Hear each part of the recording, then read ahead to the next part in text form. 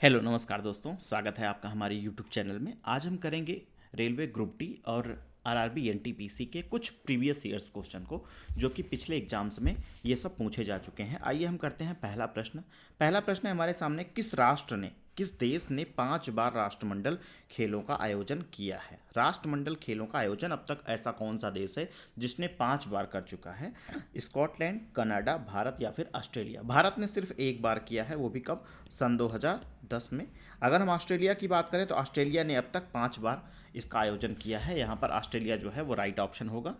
अगर हम राष्ट्रमंडल खेलों के बारे में और ज़्यादा जानकारी चाहते हैं तो राष्ट्रमंडल खेल की जो शुरुआत है वो 1930 में हुई थी। और सबसे पहले ये कहाँ पे खेला गया था? तो ये सबसे पहले कनाडा के हैमिल्टन शहर में खेला गया था। ये बहुत इंपॉर्टेंट है।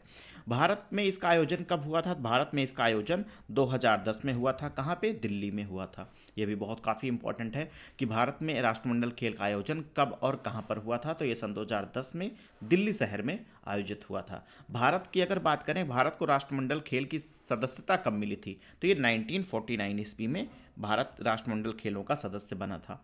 सन 2026 का जो अगला राष्ट्रमंडल खेल होना है ये कहाँ पे होगा? ये काफ़ी इंपॉर्टेंट है, ये लाइन काफ़ी इंपॉर्टेंट है। तो स्कॉटलैंड के ग्लासगो शहर में अगला राष्ट्रमंडल खेल होगा, जो कि सन 2026 का होगा। ये 4 वर्ष के अंतराल पर खेला जाता है। यानी कि जो पिछला है सन 2022 में है, वो कहाँ पे खेला गया था? तो वो यूनाइटेड किंगडम के बर्मिंघम शहर में खेला जा चुका है। अब तक जो है कुल 22 राष्ट्रमंडल खेल हो चुके हैं, 22 हो चुके हैं।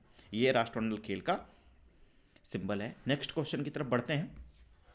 विश्व का सबसे ऊंचा पठार कौन सा है? ये एसएससी सीएचएसएल में पूछा जा चुका क्वेश्चन है। पूर्वी अफ्रीकी पठार, दक्कन का पठार, पश्चिमी पठार, तिब्बत का पठार। इसमें से कौन सा ऑप्शन सही है? ये आरआरबी एनटीपीसी सन 2021 में भी पूछा जा चुका है कि विश्व का कौन सा पठार है जो कि सबसे ऊंचा है? पूर्वी अफ्रीकी पठार, दक्कन का पठार, पश्चिमी पठार या फिर तिब्बत का पठार। तो ये तिब्बत का पठार है जो कि सबसे ज़्यादा ऊंचा है। इसे दुनिया की छत के रूप में भी जानते हैं। यह पर्वत श्रृंखलाओं से घिरा है जिसमें दुनिया की 2 सबसे ऊंची चोटियां माउंट एवरेस्ट और केटू स्थित हैं। इंडो ऑस्ट्रेलियाई और यूरेशियन टेक्टोनिक प्लेटों के टकराव के कारण बना है यह। दक्कन के पठार के बारे में अगर जानकारी हम चाहते हैं तो यह भारत में स्थित है। यह भारत का सबसे बड़ा पठार है, पश्चिमी घाट और पूर्वी घाट के बीच में स्थित है। ये काफ़ी इंपॉर्टेंट है कि दक्कन का पठार कहाँ पे है, भारत का सबसे ऊंचा पठार कौन सा है। और यहाँ से अगर तिब्बत के पठार के बारे में अगर क्वेश्चन बनता है तो ये किन 2 प्लेटों के टकराव से बना हुआ है? तो ये इंडो ऑस्ट्रेलियाई और यूरेशियन टेक्टोनिक प्लेटों के टकराव के कारण बना हुआ है। नेक्स्ट क्वेश्चन की बात करते हैं हम। इनमें से कौन सी राशि जो है वो अदिश है?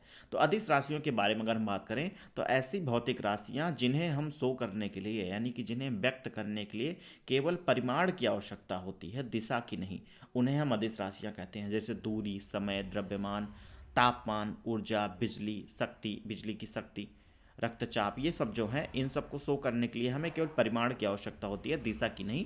इस वजह से ये सभी क्या हैं? अदिश राशियां हैं। तो यहाँ पर द्रव्यमान हमारे ऑप्शन में मिलता है। तो द्रव्यमान क्या हो गया? एक अदिश राशि है। सदिश राशियां क्या होती हैं? जिसमें परिमाण के साथ साथ दिशा दोनों की जरूरत होती है, उसे हम सदिश राशियां कहते हैं। वेग, त्वरण, बल, गति, विद्युत क्षेत्र, ये सभी जो हैं वो क्या हैं? तो ये सभी सदिश राशियां हैं। अगले क्वेश्चन की तरफ बढ़ते हैं। साहित्य अकादमी पुरस्कार जो होता है इसका मुख्यालय कहाँ पे है? मुंबई, कोलकाता, बंगलौर या फिर नई दिल्ली? तो इसका जो है वो नई दिल्ली में है, रविंद्र भवन। जो इसके मुख्यालय का क्या नाम है? तो रविंद्र भवन के नाम से जाना जाता है। साहित्य अकादमी पुरस्कार जो है टोटल 24 भाषाओं में मिलता है। 8वीं अनुसूची के अनुसार, जैसा कि हम सबको पता है कि टोटल 22 भाषाएं हैं। 22 भाषाओं प्लस अंग्रेजी और राजस्थानी, इन 2 अलग भाषाओं में भी यह पुरस्कार दिया जाता है। साहित्य अकादमी का सबसे बड़ा पुरस्कार जो है वो ज्ञानपीठ पुरस्कार है, जो कि केवल 22 भाषाओं में मिलता है। 58वां जो है मिला हुआ है, जो कि अभी रिसेंट में मिला हुआ है, ये संस्कृत में राम भद्राचार्य को और उर्दू में गुलजार जी को मिला हुआ है। नेक्स्ट क्वेश्चन की तरफ बढ़ते हैं हम। महात्मा गांधी जी ने प्रसिद्ध नमक मार्च साबरमती से डांडी तक शुरू किया था। नमक मार्च जो है वो साबरमती से लेकर के डांडी तक, ये दोनों स्थान के नाम है, यहाँ तक शुरू किया था। डांडी जो है गुजरात के किस जिले में स्थित है? भावनगर, नवसारी, सुरेंद्रनगर या फिर बड़ोदरा? तो यह जो है वो नवसारी जिले में स्थित है। कौन? डांडी। नमक मार्च के बारे में अगर हम बात करें तो इसमें कुल लोग जो थे वो 78 लोगों ने इसमें पार्टिसिपेट किया था। और टोटल साबरमती से लेकर के दांडी तक की जो टोटल इन्होंने दूरी तय की थी वो 388 किलोमीटर की दूरी को इन्होंने तय किया हुआ था। यह 12 मार्च 1930 से 6 अप्रैल 1930 तक चला था। लगभग 24 दिन में इन्होंने 388 किलोमीटर की दूरी को तय किया था। अगर हम बात करें महात्मा गांधी जी के अन्य आंदोलन के बारे में तो इन्होंने भारत छोड़ो आंदोलन 1942 में स्टार्ट किया, असहयोग आंदोलन 1920 में, चंपारण आंदोलन 1917 में, खिलाफत आंदोलन 1949 में। ये चारों आंदोलन जो हैं वो काफ़ी इंपॉर्टेंट है। नेक्स्ट क्वेश्चन की तरफ बढ़ते हैं। कौन सा दर्रा श्रीनगर और लेह को जोड़ता है? काराकोरम, जोजिला, बनिहाल या फिर पीर पंजाल? तो इनमें से कौन सा है? जोजिला दर्रा जो है वो श्रीनगर और लेह को जोड़ता है। भारत के अन्य प्रमुख दर्रे जो हैं जैसे बारालाचा दर्रा, ये हिमाचल प्रदेश में स्थित है। ये मनाली और लेह को जोड़ता है। रोहतांग दर्रा जो है वो भी हिमाचल प्रदेश में ही स्थित है। ये मनाली के साथ साथ लाहौल स्पीति घाटी को जोड़ता है। सिपकीला दर्रा ये भी हिमाचल प्रदेश में ही है, भारत और चीन को जोड़ता है, तिब्बत को। जोजिला दर्रा जो है वो जम्मू कश्मीर में स्थित है, कश्मीर और लेह को जोड़ता है। नाथुला दर्रा सिक्किम में स्थित है, बहुत इंपॉर्टेंट है। ये भारत और चीन के तिब्बत को भारत से जोड़ता है। बनिहाल दर्रा जो है ये कश्मीर घाटी को जम्मू से जोड़ता है। दिफू दर्रा असम में स्थित है। दिहांग दर्रा अरुणाचल प्रदेश में है। लिपुलेख दर्रा उत्तराखंड में है। नेक्स्ट क्वेश्चन की तरफ बढ़ते हैं। प्रसिद्ध गोल गुंबद कहाँ स्थित है? गोल गुंबद कहाँ पे स्थित है? आंध्र प्रदेश, हिमाचल प्रदेश, कर्नाटक या फिर तमिलनाडु? तो ये जो है कर्नाटक में स्थित है। कर्नाटक में स्थित है। इसके वास्तुकार जो है वो थे याकूत ऑफ दापुल। इसको किसने बनवाया था? तो इसको बीजापुर के शासक आदिल शाह ने बनवाया था। सन 1626 से 1656 के बीच में यह बनवाया गया था। यह कौन सी वास्तुकला पर आधारित है? तो यह दक्कनी वास्तुकला पर आधारित है। यह भी क्वेश्चन आरआरबी एनटीपीसी में पूछा जा चुका है। नेक्स्ट क्वेश्चन है, बाबर डॉट डॉट डॉट वर्ष की उम्र में फरगना की गद्दी पर बैठा था। बाबर जो है फरगना की गद्दी पर कितनी उम्र का था जब वह पर बैठा था? फरगना जो है वो कहाँ पर है? तो फरगना उज्बेकिस्तान में है। तो ये जो है 12 वर्ष की उम्र में उज्बेकिस्तान के फरगना पर जो है ये गद्दी पर बैठा हुआ था। बाबर के द्वारा अगर हम अन्य प्रमुख युद्धों की बात करें कौन कौन से हैं, जैसे पानीपत का प्रथम युद्ध उसने इब्राहिम लोदी के साथ में लड़ा था 1526 में। खानवा का युद्ध 1527 में राणा सांगा के बीच में हुआ था। इसके साथ चंदेरी का युद्ध 1528 में इसने मेदिनी राय के साथ में लड़ा था। घाघरा का युद्ध 1529 में इसने अफगानों के साथ में लड़ा था और इसे चारों युद्ध में विजय प्राप्त हुई थी। नेक्स्ट क्वेश्चन, इसमें एक और प्रश्न बनता है, तुजुक ए बाबरी जो कि इसकी आत्मकथा है, इसको किसने लिखा था? तो इसको जो है तुर्की भाषा में बाबर ने ही लिखा था। इसको बाद में फारसी भाषा में अनुवाद करने का काम अब्दुल रहीम खान खाना ने किया था। अगर हम इसके मकबरे की बात करें, बाबर का मकबरा कहाँ पर स्थित है? तो ये काबुल में स्थित है, अफगानिस्तान में। नेक्स्ट क्वेश्चन है, भारत के पहले चीफ ऑफ डिफेंस कौन थे? यहाँ पे कौन है लिखा है, तो कौन थे भारत के पहले chief of defence? General Bipin Rawat, general Arjan Singh, general Vijay Kumar Singh, general Manoj Mukund Naravane. तो जो है वो थे जनरल बिपिन रावत। यहाँ पर ऑप्शन नंबर 1 जो है वो सही है। चीफ ऑफ डिफेंस CDS का फुल फॉर्म होता है। यह पद सन 2019 में भारतीय रक्षा व्यवस्था के सुधार के हिस्से के रूप में स्थापित किया गया था। भारत के पहले chief of defence general Bipin Rawat ji थे, जिनकी 31 दिसंबर सन 2021 को एक हेलीकॉप्टर दुर्घटना में शहीद हो गए। वर्तमान में अगर चीफ ऑफ डिफेंस की बात करें तो ये बहुत इंपॉर्टेंट है, जनरल अनिल चौहान जी। यही है जनरल अनिल चौहान जी। ये जो है करंट में CDS हैं, ये करंट में चीफ ऑफ डिफेंस स्टाफ हैं। इन्हें सन 2022 में इस पद पर नियुक्त किया गया था। नेक्स्ट क्वेश्चन तरफ बढ़ते हैं। दिल्ली में स्थित कुतुब मीनार की ऊंचाई कितनी है? 75, 77, 73 या फिर 71? तो इसकी जो ऊंचाई है वो 72.5 है। इसकी जो ऊंचाई है वो है 72.5। अगर हम अप्रॉक्स में वैल्यू देखेंगे तो 73 इज़ अ राइट ऑप्शन। इसका निर्माण कार्य किसने प्रारंभ करवाया था?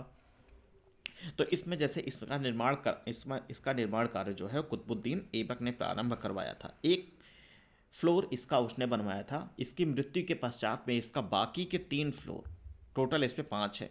पहले पहले का जो निर्माण करवाया था उसको कुतुबुद्दीन ऐबक ने, बाद के 3 का जो निर्माण करवाया था उसको इल्तुतमिश ने, और सबसे 5वीं मंजिल जो सबसे लास्ट मंजिल है उसको फिरोज शाह तुगलक ने निर्माण करवाया था। कुतुब मीनार जो है वो दिल्ली में स्थित है। इसे यूनेस्को द्वारा 1993 में विश्व धरोहर स्थल के रूप में सूचीबद्ध किया गया है। कुतुब मीनार में कुल 5 तल हैं। पहले का निर्माण कुतुबुद्दीन ऐबक, दूसरे, तीसरे और चौथे तल का निर्माण इल्तुतमिश द्वारा और 5वें तल का निर्माण फिरोज शाह तुगलक के द्वारा करवाया गया था। कुतुब मीनार की कुल ऊंचाई 72.5 मीटर, लगभग 73 मीटर है। नेक्स्ट क्वेश्चन की तरफ बढ़ते हैं। वॉलीबॉल खेल में प्रत्येक टीम में कितने खिलाड़ी होते हैं? वॉलीबॉल में प्रत्येक टीम में जो है वो 6 खिलाड़ी होते हैं, 6 प्लेयर्स होते हैं। वॉलीबॉल के साथ साथ अगर हम अन्य खेलों की बात करें, जैसे क्रिकेट में है 11, फुटबॉल में 11, हॉकी में 11, कबड्डी में 7, खो खो में 9, पोलो खेल में 4, बास्केटबॉल में 5, बेसबॉल में 9, वाटर पोलो में 7, टेनिस सिंगल या डबल्स, अगर सिंगल हुआ तो 1, डबल्स हुआ तो 2, बैडमिंटन में भी सेम टाइप में 1 और 2 प्लेयर्स होते हैं। नेक्स्ट क्वेश्चन की तरफ हम आगे बढ़ते हैं। अगला प्रश्न है, सन 2011 की जनगणना में भारत में बाल लिंगानुपात कितना था? प्रति 1000 पुरुषों पर 914 महिलाएं, प्रति 1000 पुरुषों पर 911 महिलाएं, प्रति 1000 पुरुषों पर 941 महिलाएं, प्रति 1000 पुरुषों पर 814 महिलाएं। तो इसमें कौन सा सही है? तो इसमें जो था प्रति 1000 पर्सन पे 943 महिलाएं थी। तो इसके अकॉर्डिंग लगभग सी ऑप्शन यहाँ पर राइट होगा। 1000 पुरुषों पर 941 महिलाएं थी। यह जो है सन 2011 की जो जनगणना थी वो भारत की 15वीं जनगणना थी। भारत के शीर्ष लिंगानुपात वाले राज्यों की बात करें तो केरल जो है वो 1084, इसका मीन्स हुआ कि 1084 पुरुषों पर 1000 महिलाएं। तमिलनाडु जो है 996 पे है। आंध्र प्रदेश नहीं, केरल में जो है वो 1000 पुरुषों पर 1084 महिलाएं हैं। तमिलनाडु में 1000 पुरुषों पर 996 है।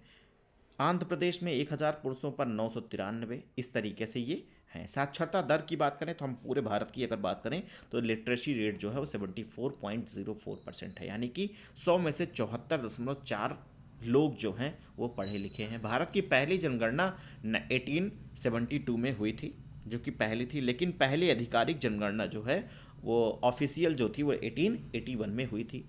2000 ईस्वी में भारत की नई जनसंख्या नीति लागू की गई थी। ये बहुत इंपॉर्टेंट है कि कौन से ईयर में भारत की नई जनसंख्या नीति लागू की गई थी? तो भारत की जो नई जनसंख्या नीति थी वो सन 2000 ईस्वी में प्रारंभ की गई थी। नेक्स्ट क्वेश्चन है, काली टाइगर रिजर्व निम्नलिखित में से किस राज्य में स्थित है? अरुणाचल प्रदेश, कर्नाटक, तेलंगाना या फिर असम? तो अगर हम भारत के यहाँ पर प्रमुख टाइगर रिजर्व की बात करें, जैसे कार्बेट टाइगर रिजर्व है, ये उत्तराखंड में है। बांदीपुर टाइगर रिजर्व ये भी कर्नाटक में है। मानस टाइगर रिजर्व जो है वो असम में है। कान्हा टाइगर रिजर्व मध्य प्रदेश में। Sundarban tiger reserve Paschim Bengal. Ranthambore tiger reserve Rajasthan. Palamu tiger reserve Jharkhand. Similipal ये बहुत इंपॉर्टेंट है, कहाँ पे है? ये उड़ीसा में है। सरिस्का टाइगर रिजर्व महाराष्ट्र में। पेरियर टाइगर रिजर्व केरल में। नामदफा टाइगर रिजर्व अरुणाचल प्रदेश में है। वाल्मीकि टाइगर रिजर्व जो है वो बिहार में है। दुधवा टाइगर रिजर्व जो है वो उत्तर प्रदेश में। पन्ना टाइगर रिजर्व मध्य प्रदेश में है। पेंच टाइगर रिजर्व महाराष्ट्र में। नामेरी टाइगर रिजर्व असम में। अनामलाई टाइगर रिजर्व जो है वो तमिलनाडु में है। काजीरंगा टाइगर रिजर्व जो है वो असम में है। अचनकार टाइगर रिजर्व जो है वो छत्तीसगढ़ में है। मुदुमलाई टाइगर रिजर्व तमिलनाडु में। राजाजी टाइगर रिजर्व जो है उत्तराखंड में है। अगर हम भारत के सबसे बड़े टाइगर रिजर्व की बात करें तो ये श्री सैलम टाइगर रिजर्व है, जो कि आंध्र प्रदेश राज्य में स्थित है। भारत में टोटल जो है वो 54 टाइगर रिजर्व में है। भारत में सबसे ज़्यादा जो टाइगर है वो मध्य प्रदेश में है, इसीलिए मध्य प्रदेश को टाइगर स्टेट के नाम से जानते हैं। नेक्स्ट क्वेश्चन की तरफ बढ़ते हैं। ये भी सेम क्वेश्चन है। आज के लिए इतना ही, कल मिलते हैं। धन्यवाद।